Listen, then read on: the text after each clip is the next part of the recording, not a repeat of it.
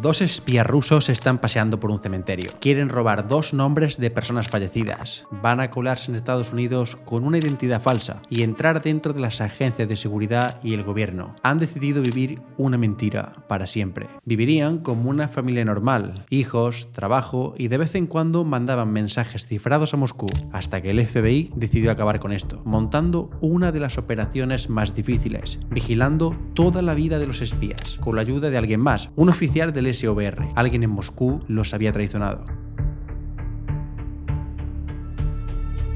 El fin de la Guerra Fría no terminó con el espionaje entre Rusia y Estados Unidos. Rusia quería saber todo lo que pasaba al otro lado y seguir con las misiones, pero de una forma diferente. La agencia que gestionaba las misiones soviéticas era la KGB, pero al terminar la Guerra Fría se dividió en dos: el FSV, que se encargaba de la seguridad del país, y el SVR, que gestionaba el espionaje. El SVR tenía un objetivo a muy largo plazo: conseguir personas que se colaran dentro de las agencias de seguridad y el gobierno de los Estados Unidos, coger información y saber cómo actuar. Para eso tenían un arma que Estados Unidos jamás podría tener: espías dispuestos a vivir una vida falsa en otro país. Una misión que como poco duraba 30 o 40 años. La idea era reclutar a jóvenes, entrenarlos, crearle una vida inventada, que se abrieran hueco en la sociedad americana y conocer gente que en un futuro fuera importante. Y el sitio para encontrar a esos jóvenes eran las universidades. Pero no servía a cualquiera, había algunas condiciones: tener entre 20 y 30 años, ser muy inteligente, controlar los idiomas y sobre todo ser patriota. En una universidad conocieron a Andriy Bezrukov y a Elena Vavilova, 2 estudiantes de historia a los que le cambiaron la vida con una frase: ¿queréis servir a vuestro país? Los dos estaban motivados por defender a Rusia y difundir el comunismo, porque, según ellos, eso evitaba otra guerra mundial, así que aceptaron. Para las misiones mandaban a parejas, así evitaban que un chaval de 20 años se liara con chicas y acabara con la equivocada. Por eso, Andriy y Elena se casaron antes de empezar. Cada espía necesitó 4 años de entrenamiento y un coste de $1 millón, pero eso no fue lo más difícil. Lo difícil fue crear una identidad falsa y vivir años sin que nadie supiera sus nombres. Esa identidad fueron a buscarla a un sitio donde había miles de nombres que no iban a servir: el cementerio. Llegaron a un cementerio en Canadá, buscaron bebés fallecidos y con pocos familiares cercanos. Pagaron a alguien para borrar documentos de la muerte.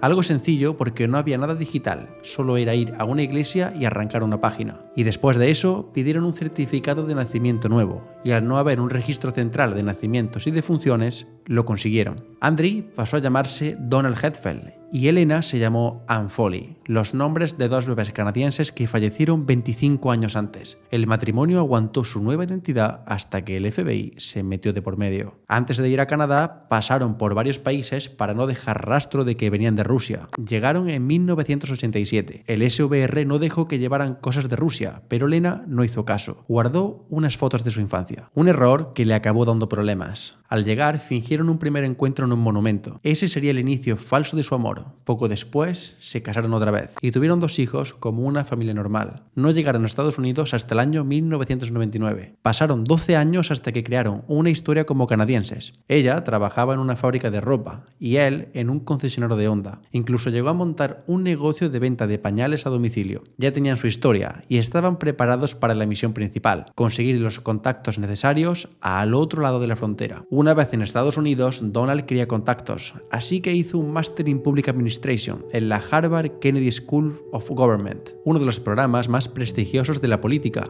una mina de oro de contactos de alto nivel. Más que atender en clase, lo que Donald quería era conocer a todas las personas que fueran importantes en el futuro, y esas personas estaban en su clase. No tardó en hacerse popular. Donald organizó una fiesta con 50 amigos de la universidad. Acabaron a las 3 de la mañana. A esa fiesta fue Felipe Calderón, que acabó como presidente de México. Había gente que llegó a puestos políticos y a estar dentro del ejército de Estados Unidos. Al año siguiente, Donald se graduó.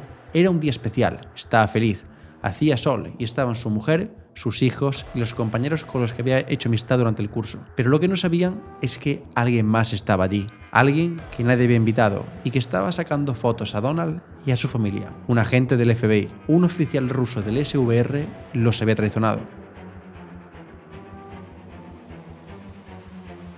Durante los 90 llegaron otros 6 espías más con identidades falsas y el FBI no tenía ni idea de cómo pillarlos. Sabían que había espías, pero no quiénes eran. Básicamente porque su vida era normal. Hacían barbacoa los domingos, tenían hijos, estudiaban y trabajaban. Solo había una manera de pillar a un espía, y es con otro espía. Tenían que conseguir que alguien de dentro del SVR diera las identidades falsas y reales de los espías de Estados Unidos. Bueno, el FBI en realidad no los llamaba espías, los llamaba ilegales, y tenían una operación en marcha contra ellos. La operación Ghost Stories. Querían conseguir los nombres de todos los ilegales y vigilarlos hasta tener las pruebas suficientes para detenerlos y que se pasaran el resto de su vida en la cárcel. Lo que no se imaginaban es que esa operación iba a durar 10 años. No podían empezar si no encontraban a alguien que quisiera traicionar a Rusia. Buscaban un topo dentro del SVR, pero no valía cualquiera. Tenía que ser la persona que controlara todo el programa de ilegales, y habían dado con él. Un coronel del SVR estaba destinado en Estados Unidos. El FBI llevaba tiempo observándolo y descubrió algo importante. Era la persona que tenía acceso al programa de ilegales, el que sabía los nombres y las direcciones de todos los espías que había en el país. Se llamaba Alexander Poteyev. Fueron a hablar con él, pero no quiso trabajar con ellos. No iba a traicionar a su país. Rusia no llevaba muy bien a los traidores y se jugaba la vida. Era la única oportunidad del FBI de ir un paso por delante de Rusia.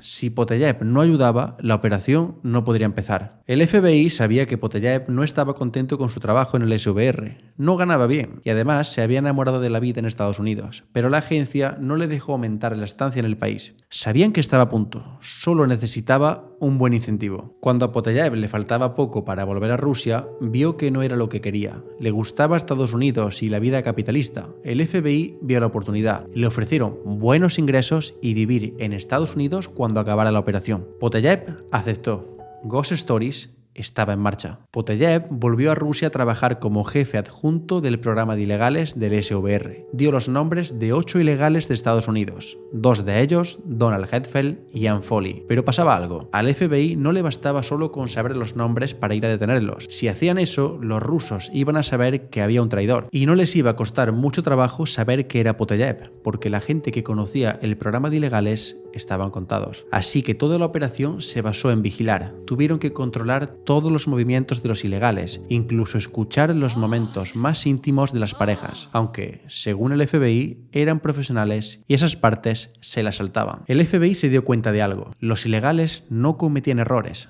No robaban documentos, ni entraban en zonas prohibidas, ni siquiera llevaban micrófonos. No sabían ni cómo mandaban información a Rusia. Sabían que había comunicación, pero no se explicaban cómo. No había llamadas, no enviaban correos cifrados, ni siquiera cartas físicas. El trabajo iba a ser duro. Lo único que podían hacer por ahora era buscar pruebas de que eran rusos, porque tener una identidad falsa sí es delito. Así que fueron a la universidad, a la taquilla de Donald Hetfeld. Vieron un certificado de nacimiento. Era el de Donald. Le echaron una foto y lo guardaron. Eso no servía como prueba. Pero había algo más. Unas fotos de una joven. Era Ann Foley de pequeña, o mejor dicho, Elena. En las fotos había un logo, Takma, una empresa soviética. Encontraron la prueba de que Ann Foley no era quien decía ser. Las fotos que la mantenían cerca de su infancia le habían traicionado. Ahora tenían las pruebas. Había luz verde para dar un paso más en la operación. Podrían entrar dentro de las casas de los ilegales, registrarlas y colocar micrófonos. No podían entrar cuando salieran a cenar o a dar un paseo. Tenía que ser cuando se fueran de vacaciones y supieran el día de vuelta. Registrar una casa completa necesitaba tiempo, sobre todo si es de un espía. Pero los ilegales ya sabían que eso podría pasar. Habían preparado su casa para hacerle la vida imposible al FBI. Aspiraban el suelo justo antes de salir para ver si alguien había pisado. Colocaban monedas en la ropa del armario, entre pliegues o en las esquinas de los bolsillos. Esas monedas no se caían solas, pero si alguien movía la ropa para registrar el armario,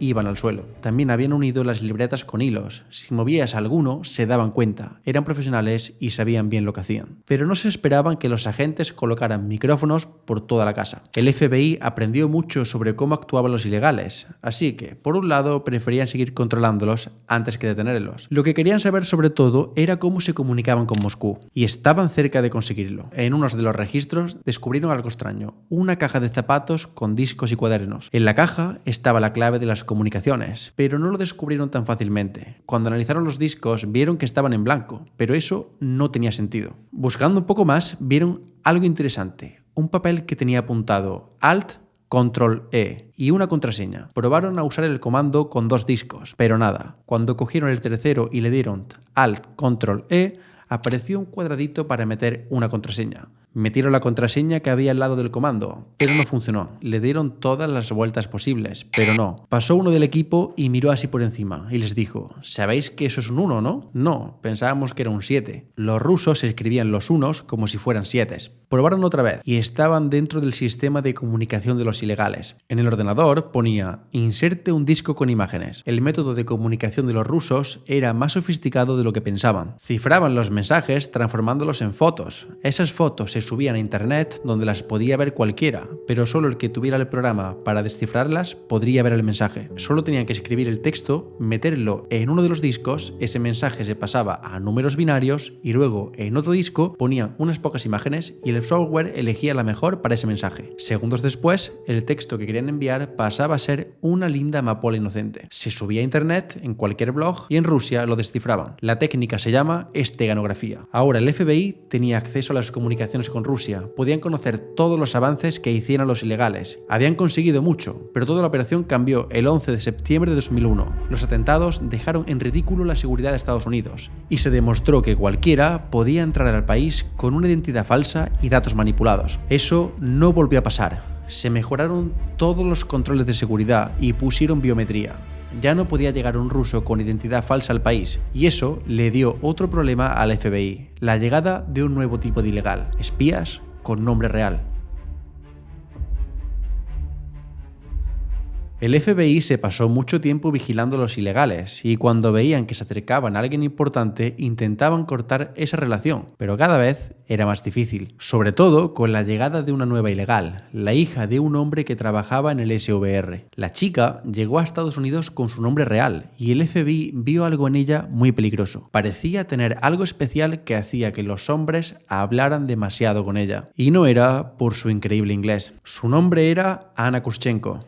Estuvo destinada en Reino Unido, donde se casó con Alex Chapman, se quedó con su apellido y con un pasaporte británico. Se divorció y fue para Estados Unidos con su pasaporte y su nuevo nombre, Anna Chapman. Anna podía hacer más cosas que los ilegales con identidades falsas. No tenía que esconder que era rusa y podía ir y venir de Moscú como quisiera. Empezó a vivir en un apartamento de lujo en Wall Street. Decía que trabajaba en bienes raíces, ayudando a rusos con mucho dinero a invertir. Su misión era exactamente la misma que los ilegales que ya estaban operando en el país: meterse en el poder de cualquier forma, y la manera más fácil para Anna era hablar con hombres que ya estuvieran dentro del gobierno o las agencias de seguridad. Era una chica guapa y llamativa, así que conocer gente no le resultaba muy difícil. Un funcionario del FBI solía advertir a su equipo: miraros bien al espejo y poneros una nota real. Si sois un sólido 7 y siempre se os acercan chicas de 10, deberíais preocuparos. En 6 meses en Nueva York, Anna casi que había adelantado a los demás espías. Se rodeaba de empresarios, consultores y personas influyentes del mundo financiero más que del político. Un agente dijo que si le daban 6 meses más, iba a ser la ilegal que más cerca iba a estar de entrar en lo más profundo del sistema. Anna no tenía que ocultarse, pero sí tuvo que tener cuidado con su trabajo de espía. El FBI no podía detenerla porque no había pruebas de su trabajo real, pero estaban dispuestos a conseguirlas y mandarla directa a la cárcel o a su país. Empezaron a vigilarla. Poteyev le dio al FBI un software ruso para detectar redes ocultas e iban a probarlo con Anna. Ella no mandaba correos, ni codificaba los mensajes en fotos, ni nada de eso, así que sabían que se comunicaba de otra forma. Habían visto que Anna iba de vez en cuando a una cafetería y siempre en esa cafetería había un funcionario ruso. Cada uno iba a su bola, no estaban sentados juntos, pero siempre los dos en el mismo sitio era sospechoso. El FBI activó el software y lo descubrió todo. El portátil de Chapman y el del ruso se conectaban por una red oculta. Solo ellos tenían acceso a esa red y por ahí mandaban información. No servía como prueba, porque no es delito que una rusa hable con otro ruso por ordenador estando a unos 5 metros de distancia. Es algo raro, pero no es delito. Obviamente, el FBI ya sabía de antes que Anna era espía. No había pruebas. Las pruebas que había eran de los ilegales con nombre falso, y el FBI estaba esperando el momento perfecto para cogerlos a todos a la vez. Solo necesitaban acusar a Anna, pero esperaron demasiado y el tiempo se les había echado encima. La redada se programó para la segunda mitad del 2010. En mayo de ese año, el FBI vio que no podían esperar tanto. Los ilegales estaban avanzando más rápido de lo esperado. Donald Hetfield estaba pensando en construir una red de estudiantes en Washington para para reclutar futuros empleados del gobierno o agencias de inteligencia, y en un mes se iría a Moscú con su hijo una temporada. Y si dejaban a Anna Chapman libre mucho más tiempo, podría conseguir contactos dentro de las agencias de seguridad. Pero el mayor problema era que el topo del FBI en Moscú estaba en peligro. Alexander Poteyev quería salir de allí lo antes posible. Pensó que faltaba poco para que lo pillaran y tenía miedo. Rusia castigaba bien a los traidores. Si Poteyev se iba de Moscú,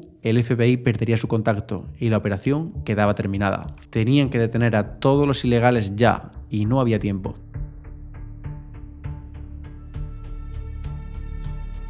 El tiempo para organizar la redada cambió de 6 meses a 30 días. El arresto se programó el domingo 27 de junio. Había gente que estaba en contra de ella por ellos. Obama y Biden propusieron dejar a los ilegales quietos y que ellos solos se fueran a Rusia cuando quisieran. El FBI entró en conflicto con el gobierno. Llevaban años preparando la operación y ahora, a un mes de cogerlos a todos, decían que los espías no eran para tanto y que podían dejarlos libres. No se tomaban en serio los ilegales porque no veían el daño que podían hacer a largo plazo. Un caso fue el de Kim Philby, un joven que reclutaron los rusos cuando acabó la carrera en Cambridge. No tenía acceso a información clasificada, pero 15 años después era el enlace entre el MI6 y la CIA. Si no hacían nada, en unos años se vería el error de no detenerlos ahora. El gobierno no estaba de acuerdo, pero no querían tener al FBI en contra, así que aprobaron la detención. Pero había un problema más. Ese fin de semana, el presidente de Rusia, Medvedev, estaba en el país para una visita oficial con el presidente Barack Obama. Obama ordenó que no se hicieran arrestos hasta que el presidente estuviera fuera del espacio aéreo americano. Y tampoco podían hacer nada hasta que Alexander Poteyev estuviera de camino a Estados Unidos. Si arrestaban a todos antes de que saliera de Moscú, sería peligroso. Tenían que esperar a que las dos personas estuvieran en el aire. Mientras tanto, le pusieron una trampa a Anna Chapman. Todavía no tenían las pruebas suficientes para detenerla, así que se les ocurrió algo. Un agente encubierto se hizo pasar por un oficial del SVR ruso, llamado Roman. Para conseguir quedar con ella, la llamó por teléfono y le dijo un nombre en clave que lo identificaba como trabajador del SVR. Un nombre que le había dado Poteyev. El truco funcionó. Consiguió verse con Ana. Empezaron la conversación en ruso, pero el encubierto le dijo que mejor hablar en inglés, para no levantar sospechas. Le pidió a Ana que entregara un pasaporte falso a otra persona. Esto era clave, porque como ella usaba su nombre real, no podían acusarla de fraude como a los de otros ilegales, pero si aceptaba el encargo de un agente extranjero, eso sí era delito. No registrarse como un agente de un gobierno extranjero. Ana aceptó, pero no confiaba del todo, y quería asegurarse. Fue a una tienda de móviles y compró una tarjeta prepago y un móvil Motorola. Lo usó para llamar a su padre y saber si la persona con la que había estado era un agente real. Pero Ana cometió un error muy tonto. Tiró el ticket a la basura con el número de teléfono. El FBI lo cogió y pudo interceptar la llamada. Ana estaba nerviosa. El padre sabía que algo no iba bien y le dijo que fuera a la policía a contarle lo que le había pasado. Lo que no sabían era que el FBI estaba escuchando todo. Así que infiltraron a 2 agentes en la comisaría de Nueva York y cuando llegó Ana hicieron el papel de policías. Ella contó una versión confusa de los hechos. Contó que un hombre raro le había dicho algo de un pasaporte. Los agentes solo apuntaban cosas. Querían retenerla allí todo lo posible hasta que se diera la orden de arresto de todos los ilegales. Ya tenía las pruebas suficientes contra ella. Había aceptado un encargo de un agente extranjero y estaba grabado. Solo quedaba esperar. Poteyev ya estaba seguro y el presidente de Rusia estaba dejando el espacio aeroamericano. La redada estaba en marcha. El Centro de Operaciones Estratégicas del FBI puso en marcha la operación. Tenían que coger a 10 ilegales, 8 de ellos con identidades falsas y 2 con nombre real. Detendrían a todos a la vez en diferentes estados para evitar que se avisaran unos a otros. No se contó el número exacto, pero se calcula que se desplegaron más de 150 agentes. Fue una de las operaciones de contrainteligencia más complicadas de la historia. Desde el Centro de Operaciones Estratégicas avisaban a los agentes en los diferentes puntos del país. Cuando entraban a una casa, otro equipo debía entrar a otra. Ese día, Donald y Ann Foley estaban de celebración. Su hijo cumplía 20 años. Habían sacado una botella de champán. Tocaron a la puerta, fueron a abrir. Eran unos 12 hombres vestidos de negro. Pensaron que era una broma por el cumpleaños de su hijo, pero no. Eran agentes del FBI. Donald y Ann no pusieron resistencia. Todo había acabado y no tenían excusas. Sabían que ese día podía llegar y había llegado. Gastaron 23 años de su vida preparando una misión y vivieron una mentira